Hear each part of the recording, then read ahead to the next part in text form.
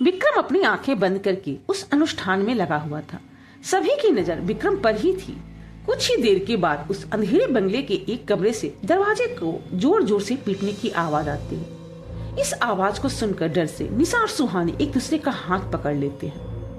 अंधेरा होने की वजह से वो कमरा तो दिखाई नहीं दे रहा था, लेकिन उस डायरेक्शन को देखकर सुहानी को वो रात याद आती है जब वो सिंघानिया मेंशन आई थी और उसी तरफ के एक कमरे के बाहर लाल धागा बंधा हुआ था। आधी रात हो चुकी थी। दीवार मिला के लाइट्स ऑफ थी और वहाँ सभी सो चुके थे। वहाँ सिर्फ गार्ड्स ही जाग रहे थे।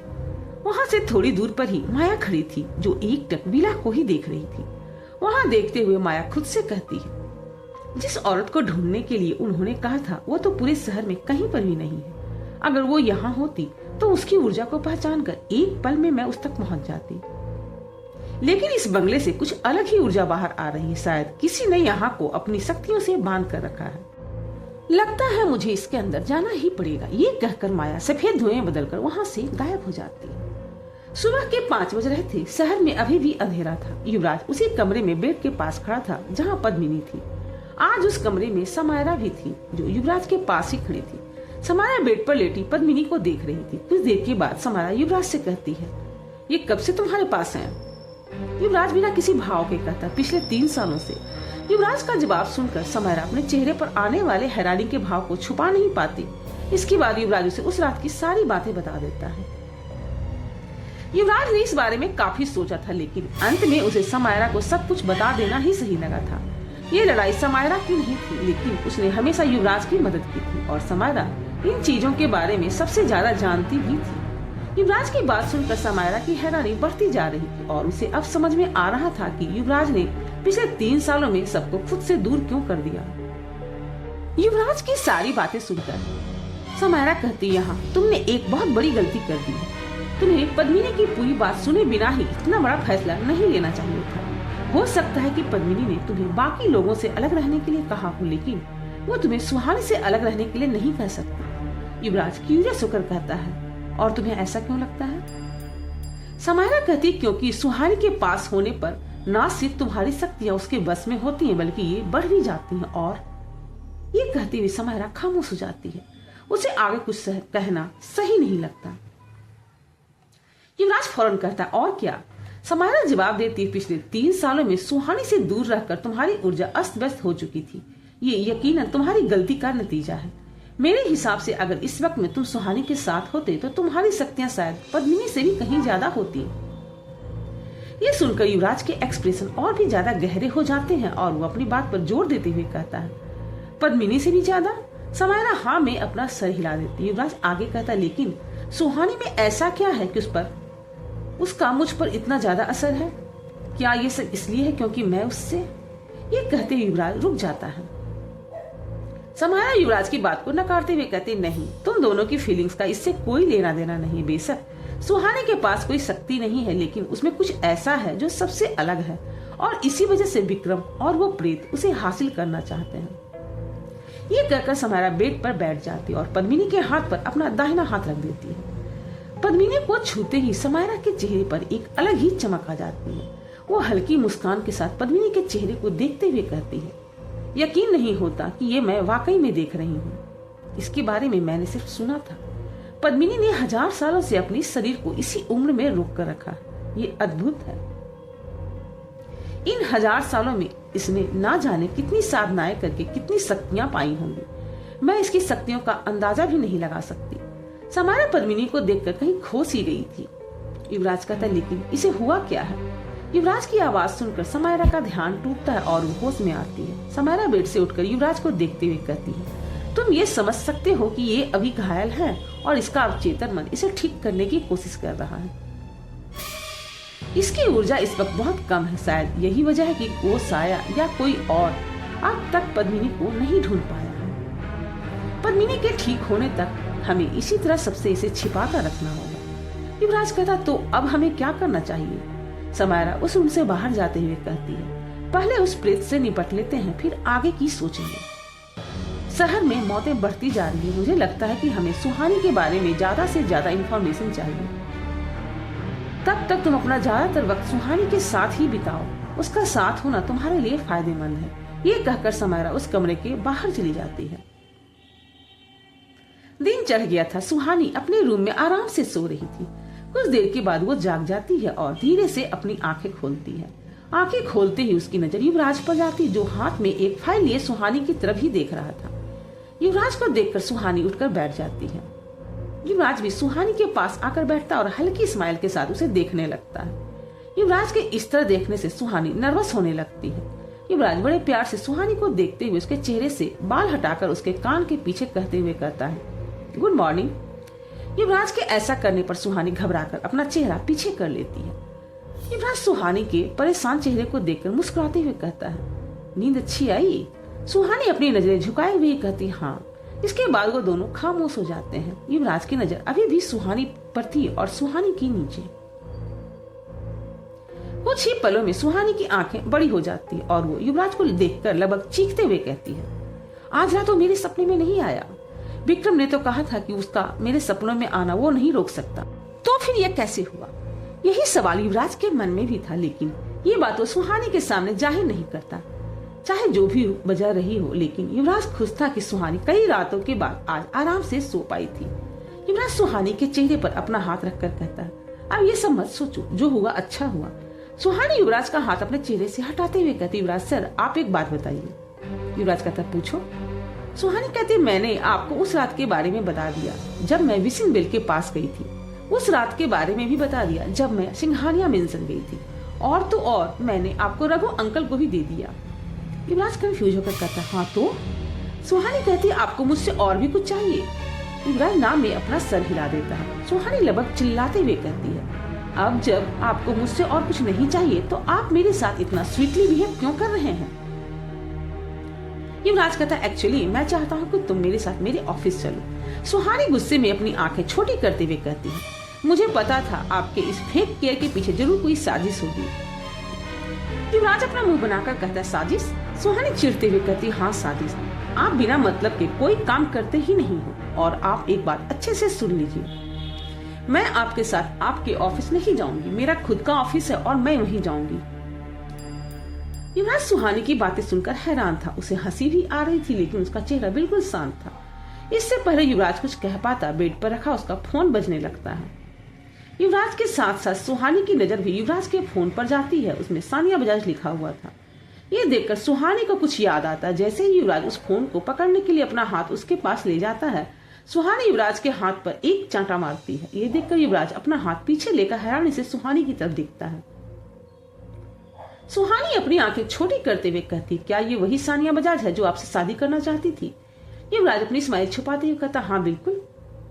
सुहानी युवराज को घूरते हुए कहती, ये आपको क्यों कॉल कर रही है? सुहानी की बात सुनकर युवराज जानबूझकर ऐसे रिएक्ट करता जैसे उसकी चोरी पकड़ी गई हो। वो थोड़ा नर्वस होने की एक्टिंग करते हुए कहता है, नहीं, वो बस मुझसे कुछ उसको काम था। ये कहते युवराज चोरों की तरह अपनी नजरें इधर उधर करने लगता है। जैसा कि युवराज ने सोचा था, सुहानी को कुछ गड़बड़ लगती है और अगले ही पल फिर से युवराज के फोन में सानिया बजाज का कॉल आता है। ये देखकर सुहानी फिर से अलर्ट हो जाती है। युवराज कॉल रिसीव करने के बाद सुहानी को दिखाते हुए कॉल वॉल्यूम कम करने लगता है। ये देखकर सुहानी युवराज को घूरते हुए अपने मन में कहती है, इन्हें ऐसी क्या बात करनी है जो आवाज और भी कम करने की जरूरत पड़ रही है?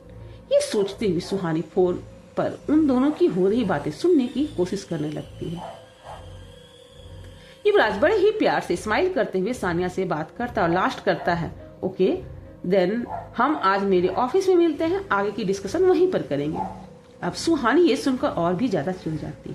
वो गुस्से में खुद से कहती, डिस्कशन करेंगे? ये कहकर सुहानी बेड से उठकर वॉशरूम की तरफ बढ़ जाती है। तभी सुहानी के फोन पर निशा का कॉल आ जाता है। निशा ने सुहानी को ऑफिस के किसी काम के लिए कॉल किया था। सुहानी चिढ़ते हुए उससे कहती, निशा हम वो मीटिंग ऑनलाइन कर लेंगे, मैं आज युवराज सर के ऑफिस जा रही हूँ। ये कहकर सुहानी फोन कट कर देती है। युवराज खुद को मुस्कुराने से अब रोक नहीं पाता। वो अनजान बनकर सुहानी से कहता, सुहानी तुम तो मेरे ऑफिस नहीं आने वाली थी ना? सुहानी गुस्से से युवराज को घूरते हुए कहती है, 250 करोड़ लगे हैं हमारे, ऐसे ही आपके भरोसे नहीं छोड़ सकती। वैसे भी आपके लक्षण आजकल कुछ ठीक नहीं लग रहे हैं। ये कहकर सुहानी वॉशरूम के अंदर चली जाती है। उसके जाने के बाद युवराज की दबी हुई स्माइल खुलकर बाहर आ जाती है। आज आज 4 दिन के बाद अमावस्या आ चुकी थी। रात हो चुकी थी। युवराज, सुहानी, समायरा, विवेक और निशा सिंघानिया मेंशन के लिविंग एरिया में खड़े थे। उनके सामने विक्रम एक हवन कुंड के सामने बैठा एक अनुष्ठान कर रहा था। विक्रम जानता था कि समायरा उस साधना के बारे में अच्छे से जानती है जो साधना वो अभी करने वाला था। उसे पता था कि उसकी एक गलती से उससे उसका ये शरीर भी छीन लिया जाएगा और इस बार युवराज उसे इतनी आसानी से जाने देने वाला भी नहीं था। विक्रम ने सोचा था कि वो उन लोगों के सामने प्रेत साधना का दिखावा करेगा और इसी बीच वो कुछ वक्त के लिए अपनी शक्तियां उस प्रेत से जोड़कर अपना काम पूरा कर लेगा। विक्रम अच्छे से जानता था कि वो युवराज को जान से नहीं मार सकता। आज उसके निशाने पर समायरा और विवेक थे। विक्रम को पहले से ही सभी के पावर्स और उनकी लिमिट्स के बारे में अच्छे से पता थी। वो ये भी जानता था कि ये तीनों मिलकर भी उस प्रेत का कुछ नहीं बिगाड़ सकते क्योंकि वो पहले से ही मरा हुआ था और वो मृदुला की आत्मा से कहीं ज्यादा ताकतवर भी था। विक्रम अब अपनी आंखें बंद करके उस अनुष्ठान में लगा हुआ था। सभी की नजर विक्रम पर ही थी। कुछ ही देर के बाद अंधेरे बंगले के एक कमरे से दरवाजे को जोर जोर से पीटने की आवाज आने लगती है। इस आवाज को सुनकर डर से निशा और सुहानी एक दूसरे का हाथ पकड़ लेते हैं। सुहानी उस तरफ देखती है जहां से वो आवाज आ रही थी। अंधेरा होने की वजह से वो कमरा तो दिखाई नहीं दे रहा था, लेकिन उस डायरेक्शन को देखकर सुहानी को वो रात याद आती है जब वो सिंघानिया मेंशन आई थी और उसी तरफ के एक कमरे के बाहर लाल धागा बंधा हुआ था। सुहानी को अब कुछ कुछ समझ में आने लगता है। वो धीरे से निशा से कहती, निशा, विक्रम ने सही कहा था, शायद इसे मैंने ही आजाद किया है। उस रात जब मैं यहाँ आई थी तब उसी तरफ के एक कमरे के बाहर लाल धागा बंधा हुआ था।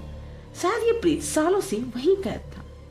निशा सुहानी की बात से असहमत होकर कहती, नहीं, मुझे ऐसा नहीं लगता कि ये सालों से वहाँ कैद था। तुझे याद नहीं, जब हम सना को ढूंढने आए थे तब हमने सारे कमरे की तलाशी ली थी, तब कहीं पर भी लाल धागा नहीं बंधा था। सुहानी निशा की तरफ देखकर हैरानी से कहती है, इसका मतलब उस प्रेत को किसी ने उस कमरे में बाद में कैद किया था। निशा अपना सर खुजलाते हुए कहती, शायद। कुछ सोचकर निशा आगे कहती, छोड़ यार, इसके बारे में बाद में बात करेंगे, अभी इस टेंशन को हैंडल करना है। वैसे भी इस लकड़ भग्गे की शक्ल अब मुझसे और नहीं देखी जा रही। निशा की बात सुनकर सुहानी भी अब शांत हो जाती है। सुहानी और निशा की बात वहाँ खड़े किसी भी इंसान को सुनाई नहीं देती सिवाय युवराज के। अब उस कमरे से दरवाजे के पीटने की आवाज और भी तेज हो जाती है और अगले ही पल लाइट की स्पीड से वो प्रेत आकर उस हवन कुंड के ऊपर आकर हवा में ही रुक जाता है। ये देखकर वहां खड़े सभी लोग दंग रह जाते हैं। समायरा उसे देखते हुए कहती है, विक्रम ने उसे कैद कर लिया। ये कहकर समायरा एक नजर विवेक की तरफ देखती है। समायरा की बात को सुनकर विक्रम स्माइल करते हुए अपने मन में कहता है, सही कहा, मैंने इसे कैद तो कर लिया है, लेकिन अब इसे खुद से जोड़कर आजाद कर दूंगा। इसके बाद ये सब कुछ खत्म करके ही रुकेगा। ये कहकर विक्रम उस प्रेत को देखते हुए एक मंत्र पढ़ने लगता है।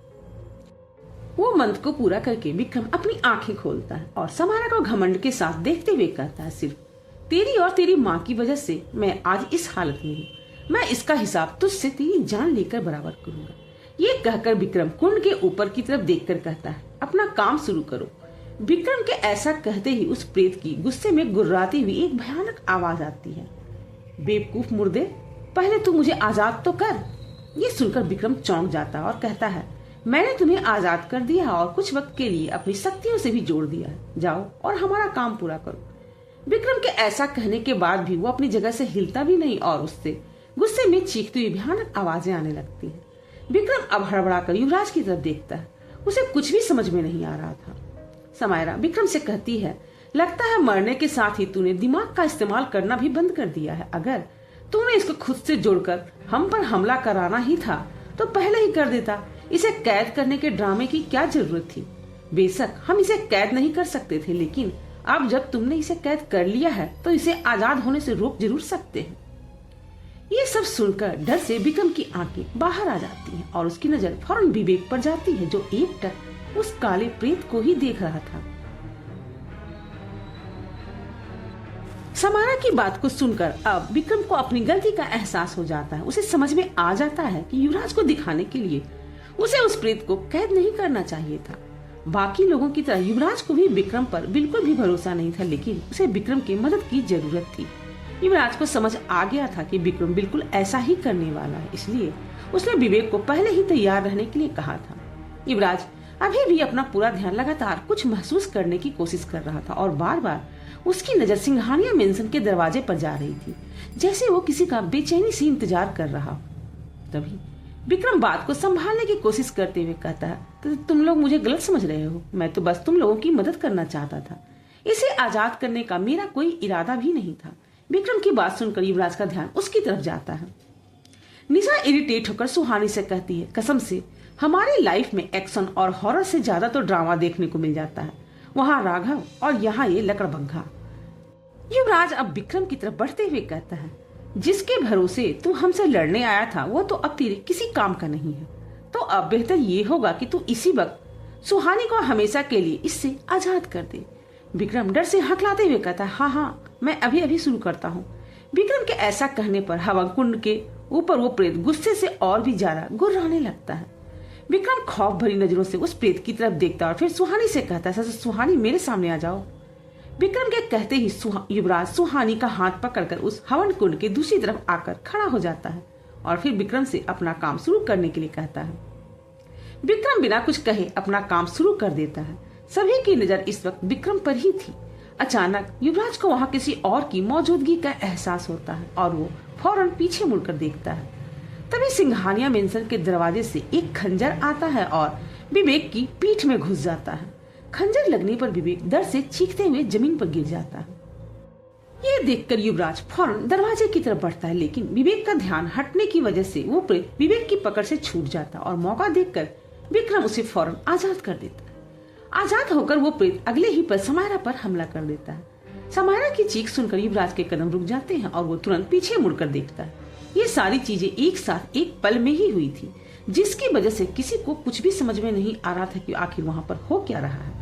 विवेक और समायरा घायल होकर जमीन पर पड़े थे। निशा और सुहानी विवेक को संभालने की कोशिश कर रही थी। विक्रम यह सब देखकर मुस्कुरा रहा था। वो प्रेत उस कैद से आजाद होने के बाद अपनी शक्तियां इकट्ठा कर रहा था और युवराज हैरान होकर ये सब देख रहा था। एक पल पहले ही सारी सिचुएशन उसकी पकड़ में थी, लेकिन अब उसका सारा प्लान किसी अनजान शख्स की वजह से बर्बाद हो गया था। कोई भी नहीं जानता था कि विवेक को उस खंजर से किसने मारा था। यहाँ तक विक्रम भी इस बात से उतना ही हैरान था जितना कि युवराज। युवराज की नजर अब उस प्रेत पर जाती है जो अब जमीन पर समायरा के सामने खड़ा था। कुछ ही पलों में वो अभिज्ञान में बदल जाता है। अभिज्ञान को वहां देखकर सुहानी की आंखें फटी की फटी रह जाती हैं। अब उसे समझ में आता है कि उस रात अभिज्ञान उसी रूम में कैसे आ गया था जहाँ की वो प्रेत था। अभिज्ञान समायरा को घूरते हुए तेजी से उसकी तरफ बढ़ता है। इससे पहले अभिज्ञान समायरा तक पहुंच पाता, युवराज समायरा के सामने आ जाता है। अभिज्ञान एक प्रेत था जिसकी वजह से वो युवराज के शरीर को पार करते हुए समायरा तक पहुंच जाता है और अगले ही पल अपनी पूरी शक्ति से समायरा पर हमला कर देता है। समायरा उसे रोकने की कोशिश करती, लेकिन वो सिर्फ 27 साल की थी और विज्ञान 1000 से भी ज्यादा सालों से इस प्रेत योनि में था। समायरा का उसके सामने टिक पाना नामुमकिन था। अभिज्ञान के हमले से समायरा बुरी तरह से घायल हो जाती है। ये देखकर युवराज को समझ में नहीं आ रहा था कि वो ये सब कैसे रोके। अगर वो अपने पूरे पावर्स का इस्तेमाल कर देता है तो अभिज्ञान का कुछ होता या ना होता, लेकिन सिंघानिया मेंशन में जो भी लोग इस वक्त थे वो सब वहीं मर जाते। युवराज की बेकाबू शक्तियों को पद्मिनी जब झेल नहीं पाई थी तो ये लोग तो उसके सामने कुछ भी नहीं थे। अभिज्ञान समायरा पर अपना आखिरी हमला करने ही वाला था। तभी सुहानी चिल्लाते हुए कहती है, रुको। इस आवाज को सुनकर अभिज्ञान रुक जाता है और उसकी नजर सुहानी पर जाती है।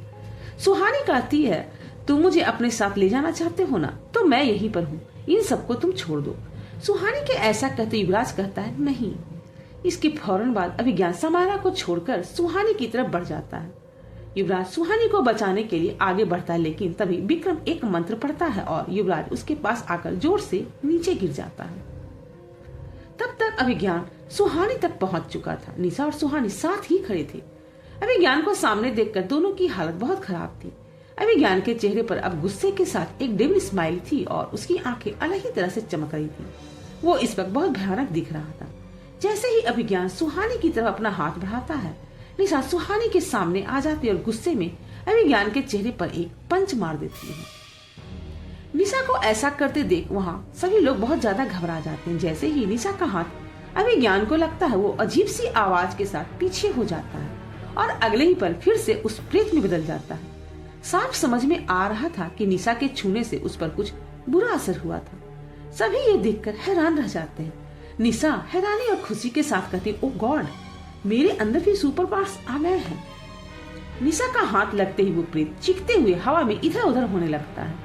ये देखकर युवराज कहता है, अब बहुत हो गया। ऐसा कहते ही युवराज की आंखें अब लाल होने लगती हैं। युवराज की लाल आंखें देखकर विक्रम भी घबरा जाता है। उसे अब भी वो रात याद थी जब युवराज की इन्हीं शक्तियों ने पद्मिनी को बुरी तरह से घायल कर दिया था।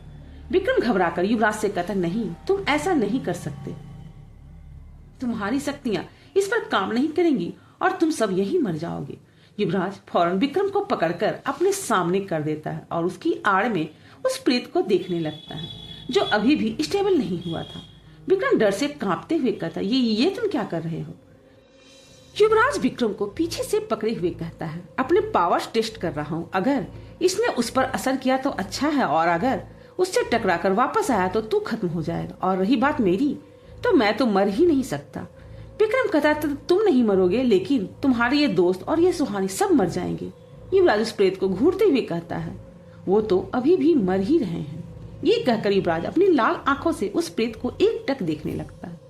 युवराज के ऐसा करने पर वो प्रेत अपनी जगह पर जम जाता है और धीरे धीरे उसके चारों तरफ एक लाल रोशनी का घेरा बनने लगता है। विक्रम, निशा और सुहानी ये देखकर हैरान थे। विक्रम और समायरा इस वक्त अपने होश में नहीं थे। धीरे धीरे उस लाल रोशनी ने उस प्रेत को हर तरफ से घेर लिया था। अब हवा में लटका वो प्रेत चीखते हुए कभी अभिज्ञान का रूप ले लेता है तो कभी उस काले प्रेत का। साफ समझ में आ रहा था कि वो चाह कर भी छूट नहीं पा रहा है। ये देखकर विक्रम चैन की सांस लेता है, क्योंकि अगर युवराज की शक्तियां उस प्रेत से टकराकर वापस आ जाती तो विक्रम सोच भी नहीं सकता था कि उसके साथ क्या होता। युवराज उसके शरीर को ही नहीं, उसकी रूह तक को तड़पा सकता था। अब विक्रम को समझ आ गया था कि युवराज की शक्तियां किस हद तक बढ़ चुकी हैं, जिसका अंदाजा अब तक खुद युवराज को भी नहीं था। युवराज अपना काम जैसे ही पूरा करता है वैसे ही कुछ अघोरी सिंघानिया मेंशन के अंदर आ जाते हैं। युवराज हमेशा अपने साथ प्लान बी रखता था और ये उसका प्लान बी था, जो आज थोड़ा लेट हो गया था। वो अघोरी पहले ही बड़े गुस्से में थे। उन्हें देखकर विक्रम, सुहानी और निशा तीनों बहुत ज्यादा डर जाते हैं। उनमें से एक अघोरी गुस्से में युवराज को देखकर कहता है, कहाँ है वो प्रेत जिसे देने का तूने वादा किया था? युवराज अभिज्ञान की तरफ देखता है। उसे देखकर उन अघोरी के चेहरे पर भी एक तरह के भाव आ जाते हैं। जो अघोरी इस वक्त सिंघानिया मेंशन में थे वो अक्सर कुछ शक्तिशाली प्रेतों को कैद करके रखते थे। युवराज की एनर्जी फील करके उन्हें समझ आ गया था कि उनके सामने कोई नॉर्मल इंसान नहीं खड़ा था। उनमें से एक अघोरी कहता है, अब इसे हमें दे दे, सिर्फ इसके लिए ही हम हिमालय से यहाँ आए हैं। युवराज विक्रम का हाथ पकड़े हुए कहता है, जरूर, लेकिन उससे पहले आप लोगों को वो काम पूरा करना होगा जो मैंने कहा था, फिर आप इसे हमेशा के लिए यहाँ से ले जा सकते हैं। अभिज्ञान अपना रूप बदलते हुए अभी भी चीख रहा था। युवराज की बात सुनकर वो सभी अघोरी उस हवन कुंड के चारों तरफ बैठ जाते हैं। युवराज विक्रम को जमीन पर पटक कर कहता है, तूने खुद अपनी शक्तियां इसके साथ जोड़ी हैं, तो तू अब कहीं अभी भाग नहीं सकता। ये कहकर युवराज विवेक के पास जाता है। विवेक जमीन पर पेट के बल पड़े हुए दर्द से कराह रहा था और बड़ी मुश्किल से खुद को होश में रखने की कोशिश कर रहा था। युवराज उसके पास जाकर घुटने के बल बैठ जाता है और उसकी पीठ से वो खंजर बाहर निकाल देता है। विवेक दर्द से चीख पड़ता है। निशा और सुहानी से उसकी ये हालत देखी नहीं जा रही थी। विवेक की पीठ से बहुत ज्यादा खून बह चुका था। युवराज उसकी चोट पर अपना हाथ रख देता और हमेशा की तरह कुछ ही पलों में वो चोट ठीक हो जाती है। विवेक का दर्द भी अब पूरी तरह से गायब हो गया था, लेकिन बहुत ज्यादा खून बह जाने की वजह से उसके शरीर में कमजोरी थी। विवेक को ठीक करते युवराज उसे सुहानी और निशा के साथ छोड़कर समायरा की तरफ बढ़ जाता है। समायरा अब पूरी तरह से बेहोश होकर जमीन पर पड़ी थी। अभिज्ञान ने उस पर बड़ी बुरी तरह से हमला किया था। युवराज समायरा के सर पर अपना हाथ रखकर अपनी आंखें बंद कर लेता और कुछ देर बाद अपनी आंखें खोलता है। पीछे से सुहानी की घबराहट भरी आवाज आती, युवराज सर, समायरा को क्या हुआ है? ये होश में क्यों नहीं आ रही? युवराज कहता, समायरा ठीक है, वो बस अभी बेहोश है, कुछ देर में इसे होश आ जाएगा, परेशान होने वाली कोई बात नहीं है। युवराज का जवाब सुनकर सुहानी एक चैन की सांस लेती है। अब तक निशा और विवेक भी उनके पास आ गए थे। युवराज उन दोनों से कहता है, समायरा के साथ रहो, और फिर सुहानी को लेकर उन अघोरियों के पास चला जाता है। वो अघोरी दिखने में इतने भयानक थे कि सुहानी उन्हें नजर उठाकर देख भी नहीं पा रही थी। अगर युवराज उसके साथ नहीं होता तो वह खड़ी भी नहीं हो पाती। युवराज हवन कुंड के पास एक जगह की तरफ इशारा करते हुए कहता है, वहां बैठ जाओ।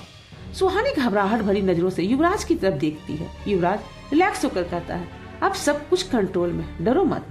युवराज के कहने पर सुहानी वहां जाकर बैठ जाती है और उस अनुष्ठान में शामिल हो जाती है।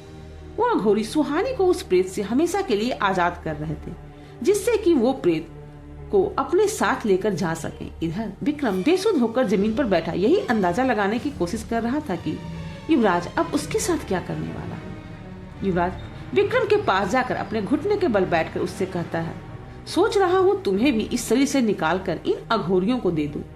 तुम तो बहुत अच्छे से जानते हो कि ये तुम्हारे साथ क्या करेंगे। कौन कहता है कि आत्माओं का कोई कुछ नहीं बिगाड़ सकता। युवराज की बात सुनकर विक्रम की रही सही हिम्मत भी टूट जाती। वो लगभग गिड़गिड़ाते हुए कहता, प्लीज मेरे साथ ऐसा मत करो। ये सुनकर युवराज उसे एक लुक देकर फिर से उठ जाता। युवराज इतनी आसानी से विक्रम को जाने देने वाला नहीं था। उसे अच्छे से पता था कि विक्रम के साथ क्या करना है।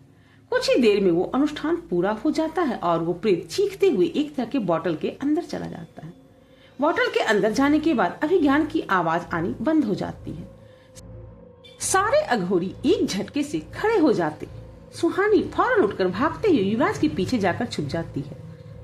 युवराज उनके पास जाकर कहता है, मुझे उससे कुछ सवालों के जवाब चाहिए। अघोरी गुस्से से अपनी ऊंची आवाज में कहता है, ये नहीं हो सकता। अगर ये फिर से बाहर आ गया तो इसे पकड़ना नामुमकिन हो जाएगा। ये कहकर वो सभी सिंघानिया मेंशन से बाहर चले जाते हैं और युवराज उन्हें रोकने की कोशिश भी नहीं करता। उनके जाते ही विक्रम को बड़ा सुकून मिलता है, क्योंकि युवराज ने उसे उन अघोरियों को नहीं सौंपा था। उन सबके वहां से जाने के बाद सुहानी परेशान होकर कहती है, अब हमें कैसे पता चलेगा कि वो मेरे पीछे क्यों पड़ा था और इतने सालों से मेरा इंतजार क्यों कर रहा था। युवराज जमीन पर पड़े विक्रम को देखकर कहता है, ये उसका पार्टनर है ना, ये किस दिन काम आएगा। युवराज और सुहानी विक्रम के सामने जाकर खड़े हो जाते हैं। युवराज विक्रम से कहता है, तो तुझे समझ आ गया होगा कि अब तुझे क्या करना है। विक्रम खौफ भरी नजरों से युवराज को देखते हुए कहता है, मैं और वो सुहानी को इसलिए चाहते थे क्योंकि सुहानी में कुछ क्षमताएं हैं जिसके बारे में वो खुद भी नहीं जानती। युवराज क्यूरियस होकर कहता है, कैसी क्षमता। विक्रम नर्वस होकर आगे कहता, सिर्फ तुम ही नहीं हो जिसकी शक्तियां सुहानी कंट्रोल कर सकती हैं। वो अनजाने में ही अपने आसपास हर इंसान की शक्तियों पर अपना प्रभाव डालती है और शायद उन्हें कंट्रोल भी कर सकती है। विक्रम का ये जवाब सुनकर युवराज, सुहानी, निशा और विवेक दंग रह जाते हैं। तो व्यूअर्स, आखिर सुहानी में ये शक्तियां कहां से आई? आगे के पार्ट में हम जानेंगे कि सुहानी के अंदर और कौन सी रहस्यमयी क्षमताएं हैं जिससे लोग उसके आगे नतमस्तक हो जाते हैं। आगे के एपिसोड्स को जानने के लिए मेरे चैनल को सब्सक्राइब करें, लाइक करें और कमेंट करके भी बताएं कि मेरी कहानियां आप कहां से सुन रहे हैं। Thanks for watching.